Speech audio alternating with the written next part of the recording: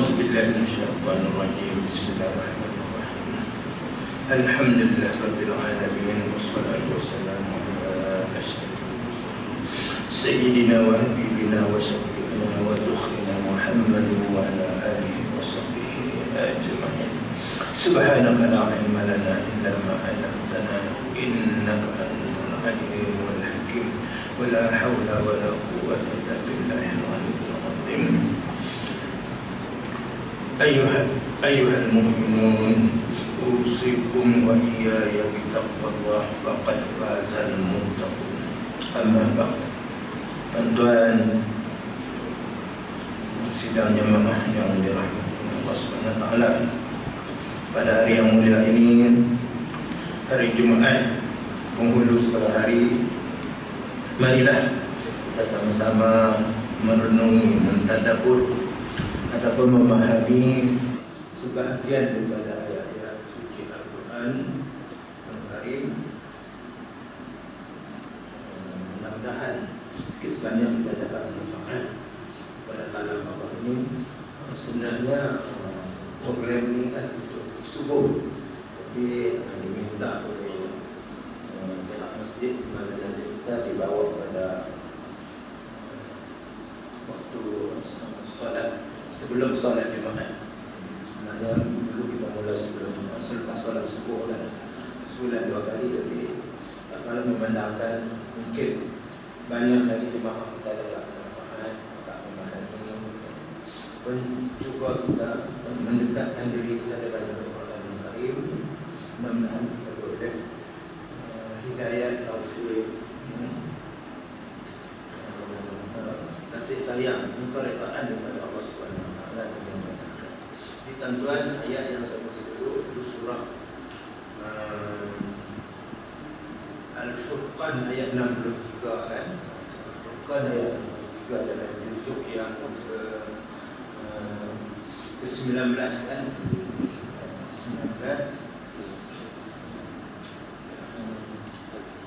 juga ayat 63 kan. Yang ke-19 yang berbunyi A'udzubillahi minasyaitonir rajim. Bismillahirrahmanirrahim. Wa ibadur rahmanil ladzina yamshuna 'alal ardi hauna wa idza khatabahumul jahiluna qalu salama. Kita baca satu-satu ayat kan sampai habis surah. Dia yang bermaksudnya, maknanya kan, terjemahannya terjemahan kan dalam buku ini. Dan hamba-hamba Tuhan yang pemurah, ibadur rahman, ibad kepada hamba Ar-Rahman, Tuhan yang maha pemurah, yaitu Allah SWT kan, namanya katanya Allah Ar-Rahman. Dan hamba-hamba Tuhan, hamba-hamba Allah yang pemurah, ialah mereka yang berjalan di atas muka bumi ini dengan sopan santun, dengan beradab. Kita berjalan dengan beradab, tidak sombong, tidak angkuh kan? Dan apabila orang yang bodoh, orang jahil ni, orang bodoh jahil ni, dan apabila orang yang jahil, orang bodoh tadi, orang yang tak tahu tadi, menghadapkan perkataan kepada mereka, bercakap dengan mereka, dijawabnya selamat. Jawab salam, mana selamat, sejahtera. Mana dalam tafsir tengok selamat dengan keselamat adalah perkataan yang tidak baik, yang menyakiti, yang tidak baiklah, yang buruk kan, yang boleh menyakiti ataupun yang boleh membawa kepada dosa kan. Selamatnya, selamat daripada dosa, selamat daripada segala kejahatan, kekejian.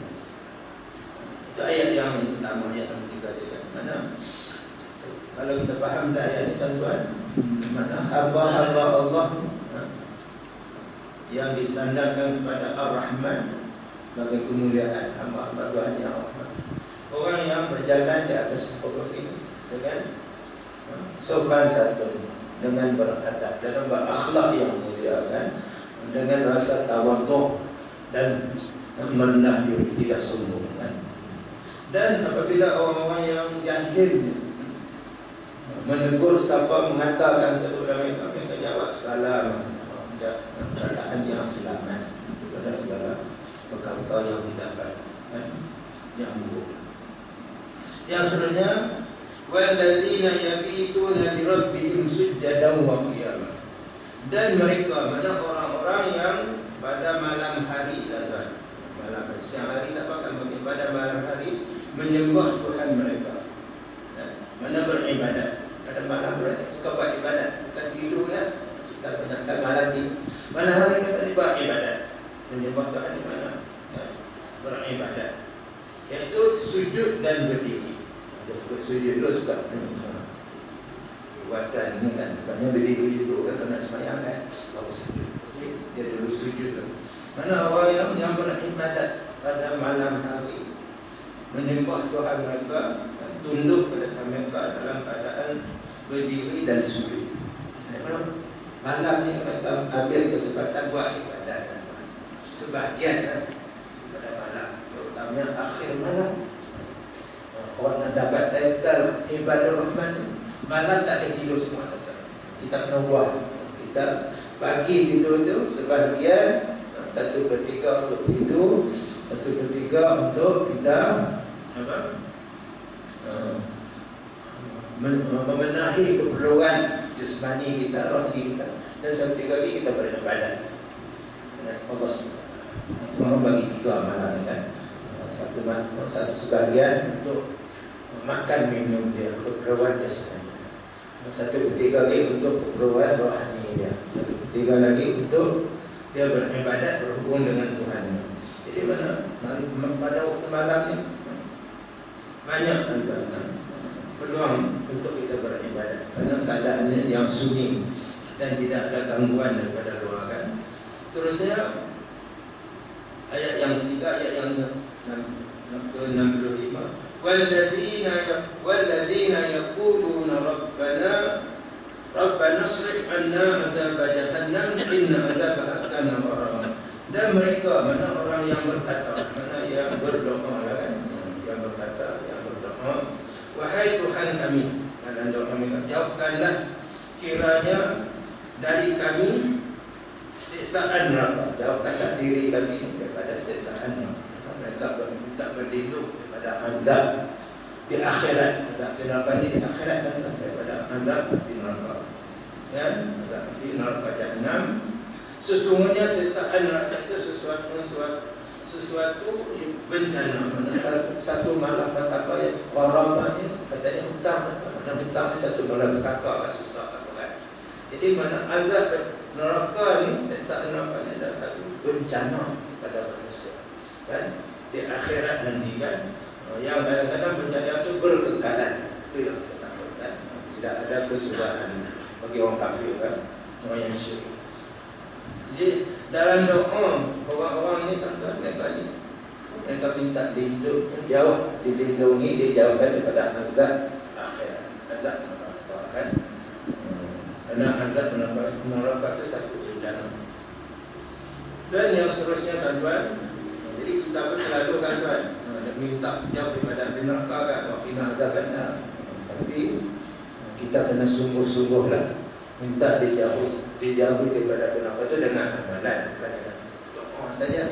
Dengan amalan soleh dan dengan kita menjauhkan segala larangan-larangan Allah, mudah-mudahan Allah jauh. Tapi kalau sekadar minta jauh ya, dia tak buat segala yang diperintah, hingga yang dilarang pun tak sampai maksudnya. Mana lidah dia kan, anggota dia tak buat, tak takut pada neraka jadi kan, tak bersedia untuk menghadapi hari akhirat nanti. Jadi itu kena selaraslah doa dan tindakan kita, amalan kita kan. Yang seterusnya ayat 66, innaha sa'at mustaqarra wa muqama. Sesungguhnya, ini sama ada orang berkata ataupun Allah nak beritahu kita, sesungguhnya itulah kediaman dan tempat tinggal yang amat buruk. Sesungguhnya neraka adalah satu tempat tinggal, tempat kediaman, tempat tinggal yang sangat buruk keadaannya. yang sangat mengerikan, yang sangat menakutkan. Tidak ada tolak bandingnya dengan azab di dunia kan? Yang sedikit kan? Baik, itu kena paham. Jadi mana kita kena rasa ngeri tempat neraka, karena dia ada satu tempat kediaman, tempat yang sangat buruk, yang sangat dahsyat azab seksaannya kan. Tidak ada tolak banding kan dengan azab di dunia kan. Biasanya ayat yang bertujuan adalah wallazina idza anfaqu lam yusrifu wa lam yaqturu wa kana baina dzalika qawama. Dan mereka itu mana orang-orang itu apabila membelanjakan hartanya dia tidak melampaui batas, mana tidak boros, melampaui batas boros, dan tidak pula bersifat fikir. Tetapi pertengahan antara keduanya, di antara boros dengan kedekut, mana pertengahan, tengah-tengah. Tidak terlalu boros, tidak boros dan tidak kedekut. Jadi tuan-tuan ini dalam tafsir kita banyak perbahasan. Kalaulah ini untuk keluarga, untuk diri kita, tapi kalau untuk mentaati Allah, dia tidak ada istilah boros. Kan? Sehingga kata Mujahid, kalaulah seorang itu membelanja emas sebesar bukit Jabal Qubis dirupakan pada sabilillah, pada Allah, dia tak boros. Dia membelanja emas, ya, harta nilai dan emas sebesar bukit Jabal Qubis, nanti Qubis dimukakan dan lebih tinggi pada bukit Safa kan, ke bawah kan, dan itu tak dinamakan boros. Kenapa? Untuk mentaati Allah. Kenapa? Kita tengokkan dalam sejarah Sayyidina Abu Bakar belanja habis, boros ada kan habis, harta dia sabilillah. Nabi tak kata tak larang, tak puji pula. Dia adalah orang yang terbaik. Tak ada istilah boros kalau kita mentaati Allah. Kita belajar, kita nak buat apa, habis harta kita, habis gaji kita nak belajar tak. Tapi untuk mentaati Allah kan? Dia belajar habis itu nak menderma untuk pembinaan masjid, untuk orang miskin, untuk orang yang untuk meninggikan syiar Islam, untuk mempertahankan Islam, dan tak boros kan? Orang yang boros ni mana? Orang yang membelajar pada jalan maksiat kan? Ketika tidak kedekut kan? Bagi orang yang tidak membelanjakan hartanya untuk kemaksiatan, dia tak belanja untuk kejahatan, jadi orang itu tak kedekut kan? Orang yang kedekut ni orang yang kedekut nak belajar hartanya untuk sabilillah, untuk mentaati, untuk kebajikan kan? Itu kedekut kan? Itu beza dia tuan-tuan kan? Mana di sini disebutkan dalam tafsir kita sederhana ni dalam perbelanjaan keluarga, rumah tangga kan? Itu kena sederhana, tidaklah terlalu boros, tidaklah boros dan tidaklah kedekut, langsung tak belanja kan untuk diri dia dan keluarga, tabungan dia kan? Tapi sabilillah tak termasuk tanda. Baik, yang seterusnya wallazina la yad'una ma'allahi ilahan akhar wa la yaqtuluna an-nafsa allati harrama Allah illa bil haqq wa la yaznun wa man yaf'al dhalika yalqa asama. Dan mereka itu mana orang-orang tadi, dia orang yang ibadur rahman, sebab ayat dia sebagai hamba Tuhan Ar-Rahman yang mulia tadi, yang terpuji, tidak memuja Tuhan yang lain di samping Allah, mana tidak dia menyembah, meminta, mensekutukan Tuhan yang lain selain daripada Allah, dengan Allah, dan tidak mensekutukan sesuatu dengan Tuhan, mensyirikkan Allah, dan tidak membunuh jiwa yang dilarang oleh Allah membunuhnya, karena tidak membunuh dengan tanpa sebab yang dibenarkan kan? Tapi kalau dia bunuh orang tu kerana nak mempertahankan diri dia, itu ada sebab dia. Kalau tidak dia mati kan, dia bunuh orang tu tak buat je kan, sebab nak mempertahankan diri dia, keluarga dia, harta dia. Melainkan untuk keadilan, dan mereka tidak melakukan perzinaan. Ini dalam diri seorang tu, dia jaga kehormatannya, dia tak melakukan zina. Maknanya dia berkahwin lah, tak ada kahwin, dia kena kuasa kan tuan-tuan, menahan diri untuk melihara diri dia. dan mereka tidak melakukan perzinahan, dan sesiapa yang mengerjakan semua itu nescaya akan menemui hukuman, dia akan mendapat hukuman. Mana siapa yang mensekutukan Allah, memuja, menyembah Tuhan selain daripada Allah, bersama dengan Allah kadang-kadang, dan tidak membunuh jiwa yang dilarang membunuhnya, dan tidak melakukan perzinahan, hubungan jenis kan, hubungan jenis, hubungan sifat ini. Dan siapa yang melakukan seperti dia akan mendapat hukuman dia, khususnya di akhirat. Tiga perkara adalah mensekutukan Allah, membunuh nyawa, jiwa yang dilarang membunuhnya, dan melakukan perzinahan, persetubuhan haram. Yang seterusnya ayat yang ke-9, yudha'af lahul azabu yawmal qiyamati wa yakhlud fihi muhana. Kepada orang yang melakukan semua itu tadi, ataupun salah satu pun, tuan-tuan termasukkan, bukan jadi semua tiga-tiga, dia buat salah satu pun, dia kena siksa. Kepadanya dilipatkan ganda siksaan pada hari kiamat. Mana hari kiamat tadi akan dilipat gandakan, digandakan lagi berkali ganda azab dia. Dan mereka tetap di sana dalam keadaan terhina, dan mereka tinggal tetap dalam keadaan hina. Jadi yang kita takut di tempat azab akhirat. Di dunia kadang-kadang bunuh orang bahan, cara-cara tak sabit.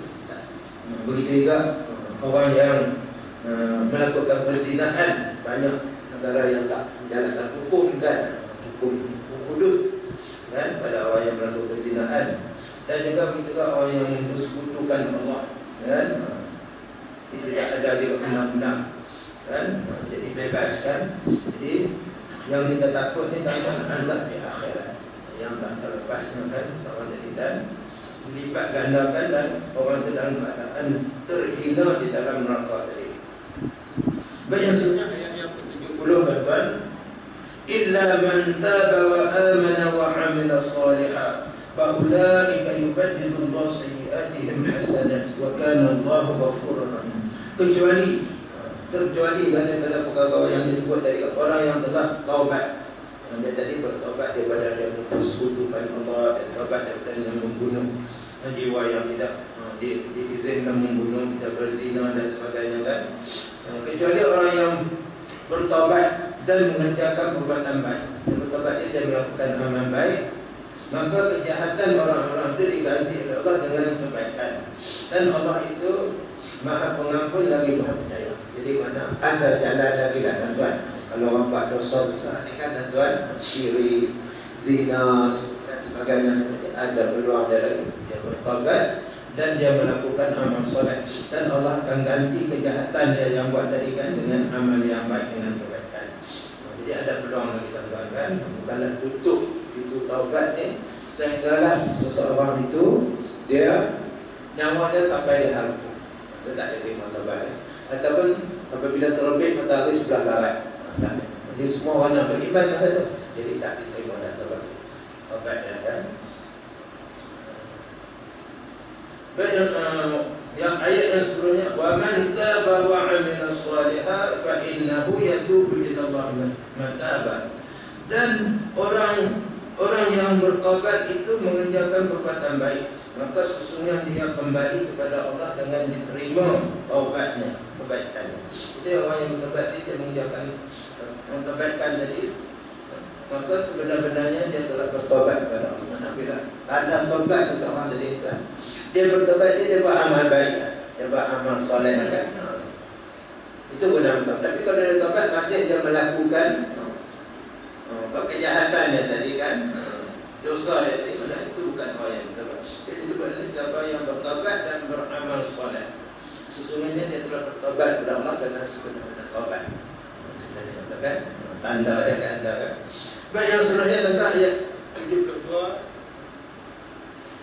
walladzina la yashhaduna az-zur wa idza marru bil-lagwi marru kiraman. Banyak sifat-sifat dia tentang ciri-ciri. Dan mereka orang yang tidak mau menjadi saksi palsu, dia tak ada, dia tak mau jadi saksi. Mana kalau dipanggil dia bagi jadi saksi dalam sesuatu, saksi tadi bohong, palsu, dia tak mau, dan dia tolak.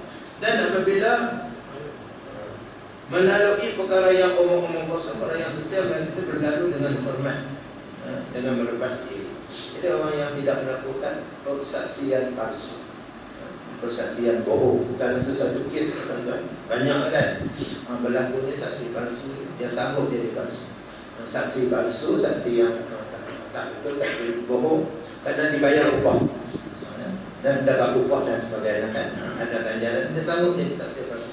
Padahal benda itu bukanlah berlaku, bukanlah dia tengok, bukan dia saksikan, dia saksi palsu. Dan mereka berlalu dengan perkara yang tak apa jadi dengan melepaskan diri daripada benda-benda yang sesial tadi kan, yang lara tadi kan. Baik, yang seterusnya, wallazina idza dzukiru bi ayati rabbihim lam yakhiru 'alaiha summan wa umyana.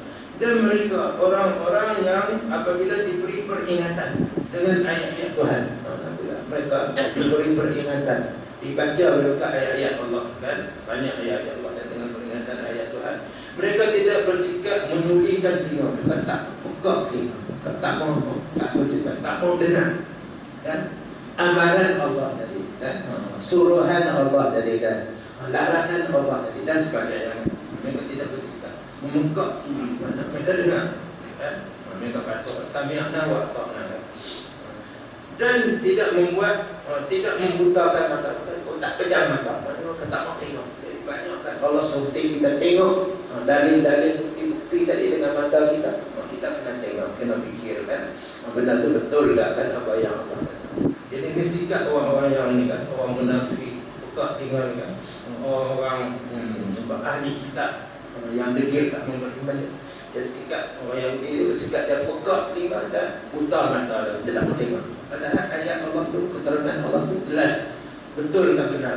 Jadi orang ni dia buat buta tuli kan, buka dan buta tuli, buta dan tuli kan. Dia mereka bila dibaca ayat-ayat Allah tadi, kita kena jawab dah sami'na wa ata'na. Yang baik para sahabat, sami'na kami dengar apa yang dibaca kepada kita, yang disampaikan oleh kita, wa ata'na dan kami taat, kami buat apa yang Allah suruh, apa yang Allah larang kita tinggal, kita buat kata yang Allah larang kita tinggal. Sami'na wa ata'na, tak bersikap umya summa wa umya, peka dan buta kan.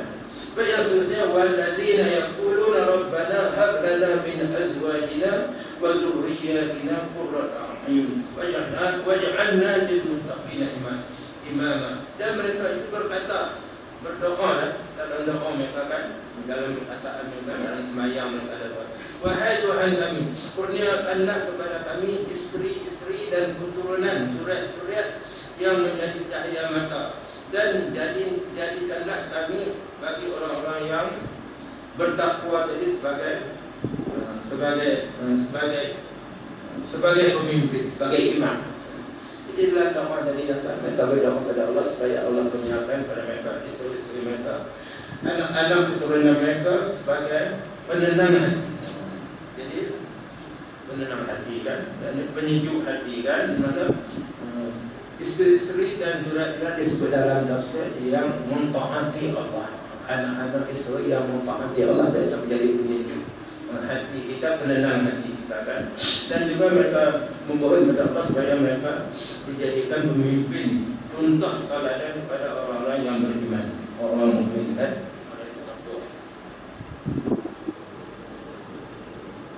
Baik, yang seterusnya tuan-tuan, ayat yang kelima, ulaika yuzawna al-ghurfata bima sabaru wa yulqawna fiha tahiyatan wa salama.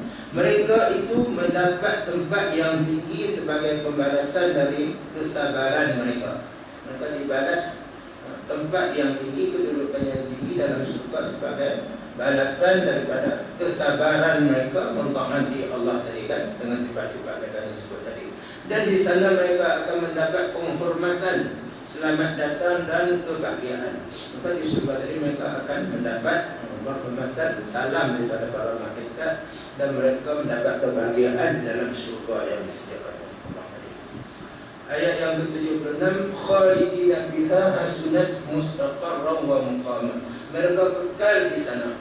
Alangkah baiknya kediaman dan tempat tinggal di surga tadi kan. Mana Allah tegasan ini mana ahli surga ni tetap kekal. Ya, selama-lamanya tidak keluar kan, tidak binasa dan tidak mati dan tidak habis dan mati kekal selama-lamanya.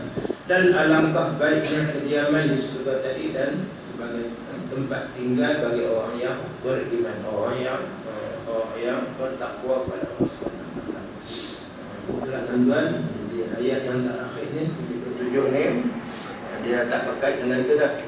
Di ayat ni Allah kata, "Qul ma ya'ba'u bikum rabbi laula du'a'ukum faqad kadzdzabtum fasawfa yakunu lizama." Katakanlah wahai Muhammad, Tuhanku tidak akan memperhatikan kamu, tidak menghiraukan kamu kalau tiada doa ibadat kamu. Kalau bukan ibadat kamu, Allah tak pandang ibadat kamu.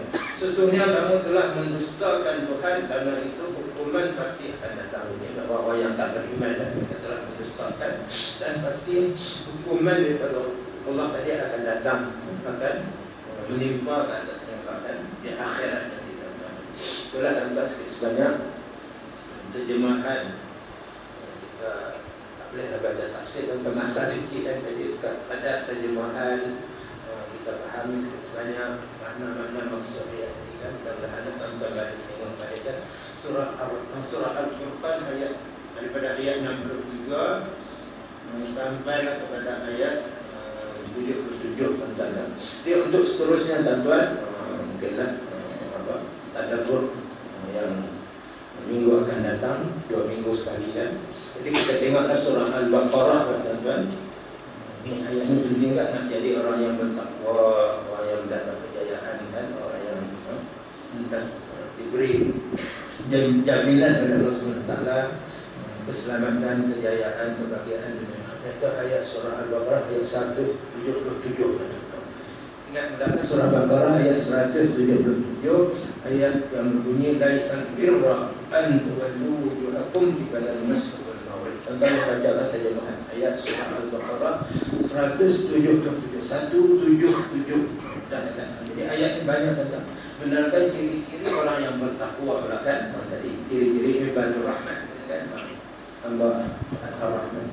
Jadi itulah sebanyak dan ini masa tidak mengizinkan saya sudahi majlis yang mulia ini dengan aqulu qawli hadza wa astaghfirullah li wa lakum wa liwalidikum wa liwalidina wa lisa'il muslimin wal muslimat astaghfiruhu innahu ghafurur rahim wallahu a'lam bis-shawab.